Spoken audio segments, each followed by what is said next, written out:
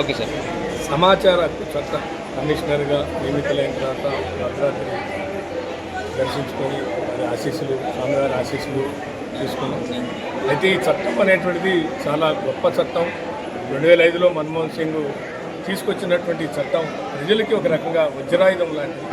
కాబట్టి ఈ చట్టం కొంత మిస్యూజ్ కూడా జరుగుతుందనేటువంటి తెలుస్తుంది. ఎందుకంటే సమాచారం హక్కు చట్టాన్ని అడ్డం పెట్టుకొని కొంతమంది, అందరని నేను చెప్పను కానీ కొంతమంది బ్లాక్మెయిల్ చేస్తున్నారు అనేటువంటిది, దుర్వినియోగం చేస్తున్నారు. దానివల్ల ప్రజల్లో ఈ చట్టం మీద గౌరవం తగ్గుతుంది అనేటువంటి భావన కూడా అక్కడో ఇక్కడో అప్పుడో ఇప్పుడో వినపడుతుంది. కాబట్టి అటువంటి వాటికి లేకుండా నిజంగా ప్రజలకి ఏ సమాచారం అవసరమో ఆ సమాచారాన్ని అందించడం, ఆ రకంగా ఈ చట్టానికి ఉన్నటువంటి గొప్పదానాన్ని వన్నెదేవటం కమిషనర్గా నా బాధ్యత. ఆ బాధ్యతను పూర్తిగా నిర్వర్తిస్తానని ఈ స్వామి సాక్షిగా తెలియజేస్తున్నాను.